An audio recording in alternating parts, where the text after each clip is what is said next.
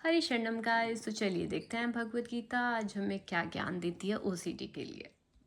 हर श्लोक को हम स्क्रिप्चर पहले लिखते हैं, क्या ऑर्डर है, कैसे अप्लाई करना है, क्या प्रेयर और प्रैक्टिस रहेगी हमारी।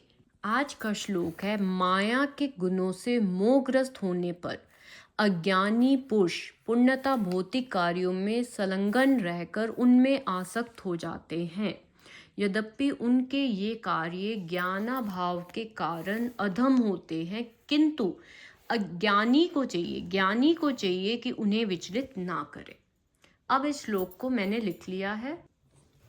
अब समझेंगे क्या ऑर्डर है। सबसे पहले तो श्लोक को समझते हैं। माया के गुण रजो और तमोगुण, आपको पता है इन गुणों से मोहग्रस्त होने पर मीन्स अटैच होने पर जो अज्ञानी पुरुष है वो क्या करता है, भौतिक कार्यों में संलग्न रहकर उनमें आसक्त हो जाता है। मीन्स ओसीडी रिचुअल्स में लगा रहता है। वो किस में लगा रहता है, भौतिक कार्य मीन्स ओसीडी रिचुअल्स में, और वो उनसे अटैच हो जाता है क्योंकि रिचुअल्स कभी सेटिस्फाई तो करते नहीं ना, थोड़ी देर के लिए सेटिस्फेक्शन होती है बट वो अगेन लूप होता है।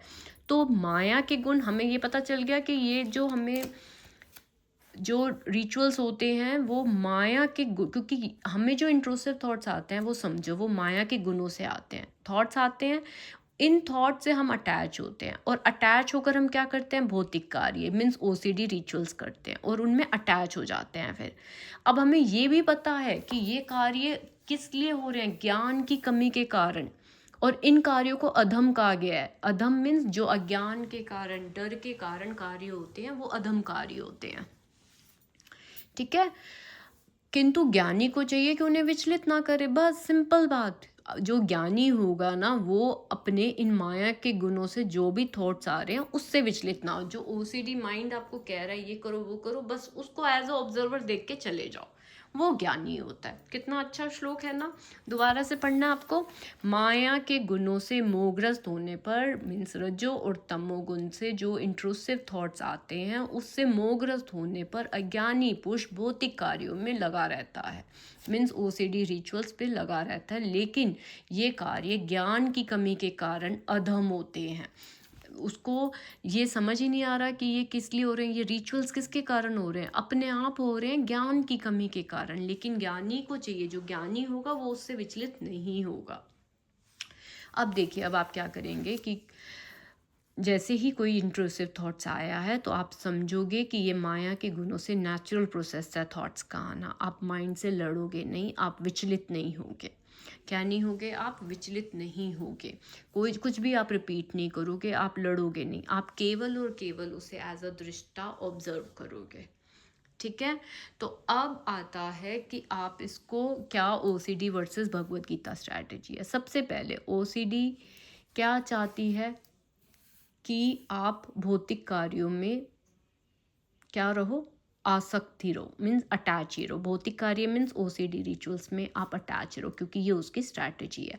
लेकिन भगवत गीता आपको क्या कह रही है कि जो अज्ञानी होते हैं वो अटैच होते हैं, लेकिन आप तो ज्ञानी हो, आपको ओसीडी रिचुअल्स नहीं करने हैं। ठीक है, ओसीडी रिचुअल्स नहीं करने हैं, ये है भगवत गीता की स्ट्रैटेजी। तो ओसीडी की स्ट्रैटेजी क्या है, ओसीडी कह रही है कि भौतिक कार्यों में रहो, लेकिन भगवत गीता कह रही है नहीं, ओसीडी में आपको नहीं रहना। ठीक है, ओसीडी चाहती है कि आप इनसे विचलित रहो। किन से विचलित रहो, जो भी आपको ओसीडी रिचुअल्स आ रहे हैं, थॉट्स आ रहे हैं, वट एवर। लेकिन भगवत गीता कहती है जो ज्ञानी है ना उसको विचलित नहीं होना इनसे, ज्ञानी को विचलित नहीं होना। तो ये है हमारा स्ट्रैटेजी। क्या स्ट्रैटेजी अपनाओगे, कोई भी थॉट आएगा कि अज्ञानी पुरुष इनसे अटैच होता है, जिसको पता ही नहीं है कि मैं माइंड हूँ नहीं हूँ, जिसको नॉलेज ही नहीं है, वो होता है इनसे, वो विचलित होता है और वो ओसीडी रिचुअल्स करता है। ठीक है, भगवत गीता आपको कह रही है जो ज्ञानी है वो ओसीडी रिचुअल्स नहीं करेगा क्योंकि उसको ज्ञान है कि ये थॉट्स माइंड लिख कर आ रहा है ना, वो इनसे विचलित होगा। अब मैं आपको आज एक बहुत अच्छी चीज़ बता रही हूँ, वैसे मुझे ये कल बतानी है तो कल मैं डिटेल में इस पे वीडियो डालूंगी। आज मैं आपको एक बहुत अच्छा दे रही हूँ, जब भी आपको कोई थॉट आएगा तो आपको भगवत गीता किस तरह से यूज़ करना है।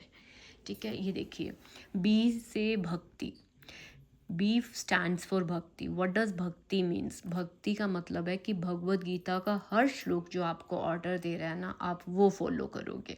बी स्टैंड्स फॉर भक्ति। ठीक है। अब आता है भगवत गीता में नेक्स्ट लेटर एच, भगवत।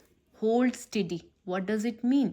इसका मतलब ये है कि थॉट आया है तो आपको स्टेडी होल्ड करना है, उससे उस पे विचलित नहीं होना, एनालिसिस नहीं करना, no analysis, hold steady.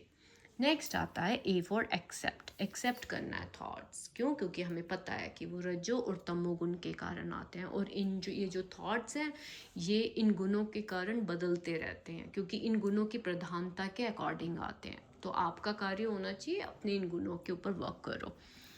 A for accept कर लिया। अब आता है G for go head with your duties. जो आपको कार्य दिए गए हैं आप ड्यूटीज़ करोगे डिस्पाइट ऑफ द थॉट्स आने के बावजूद, क्योंकि भगवत गीता कहती है कि स्ट्रेंथ तब मानी जाती है जब आप ये नहीं सोचते कि मुझे इंट्रूसिव थॉट्स बंद हो जाएंगे तब मैं अपना कार्य करूँगा। नहीं, उस व्यथा को, जब आपने रिचुअल्स नहीं करे, उस व्यथा को बियर करते हुए जो आप अपने कार्य करोगे ना, वो असली स्ट्रेंथ है। तो G for go ahead despite of your anxiety. भगवत में अगला लेटर आता है ए। ए मीन्स आत्म ज्ञान। आप आत्म ज्ञान लोगे, that you are not this body, you are not this mind. What are you? You are pure soul of God. आप अंश हैं उनके, आप यहाँ पे आत्म ज्ञान लोगे। ए फॉर आत्म ज्ञान। नेक्स्ट आता है डब्ल्यू से विजडम।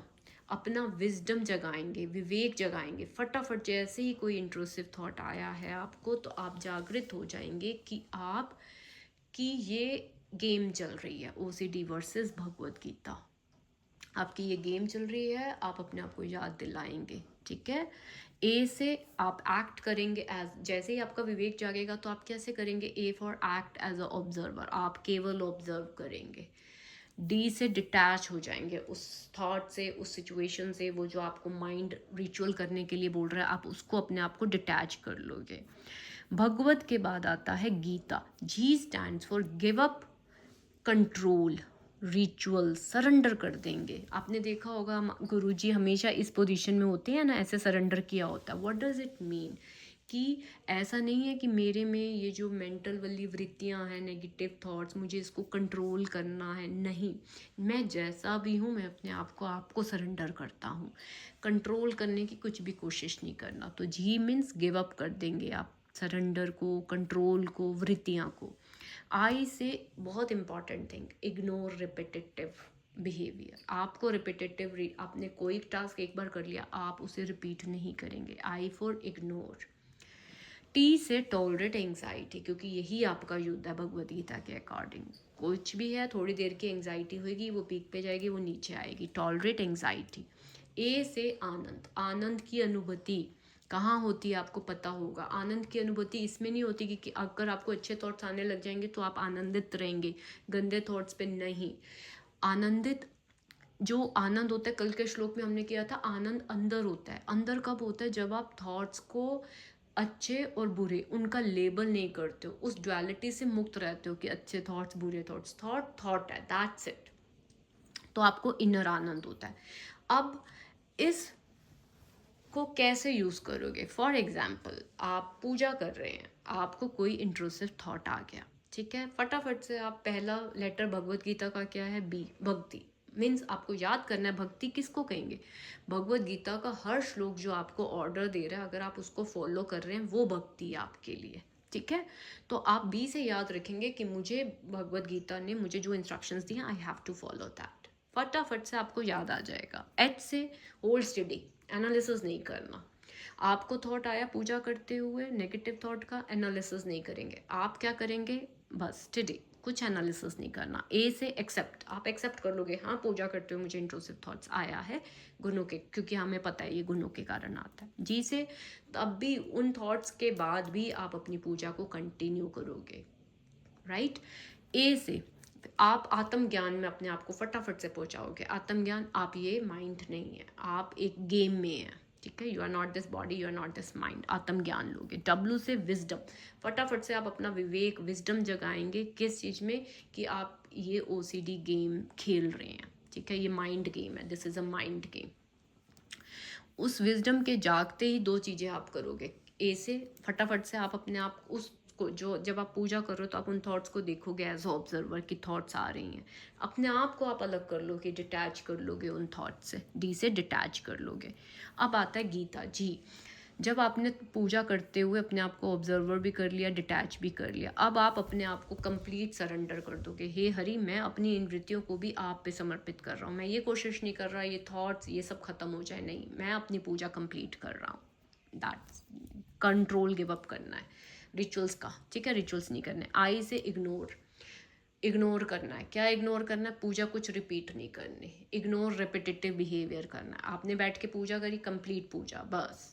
टी से थोड़ी देर की एंग्जाइटी होगी, टॉलरेट करनी है आपको वो एंग्जाइटी, थोड़ी देर की होगी वो। ए से आनंद, आप अपने आप में आनंद की अनुभूति फील करेंगे। क्यों? क्योंकि आपने थॉट्स को गुड या बैड का लेबल ही नहीं दिया, तो आपको एक आनंद की अनुभूति फील होएगी। आप मुझे मैसेज ज़रूर करेंगे अगर आपको ये भगवद गीता का ये अच्छा लगा। कभी भी कोई भी इंट्रोसिव थॉट्स आएगा, जस्ट आपको माइंड में भगवद गीता बोलना है और ये सारे मीनिंग्स को रिकॉल कर लेना है। बी फॉर भक्ति, एच फॉर होल्ड स्टडी, ए से एक्सेप्ट, गो से गो हेड विद योर ड्यूटी, ए से आत्म ज्ञान लेना, आप माइंड नहीं है, विजडम जगाना है फटाफट से, एक्ट ऑब्जर्वर, डिटैच कर लो, कंट्रोल को गिव अप कर दो, ignore repetitive behaviour, tolerate anxiety, A से आनंद।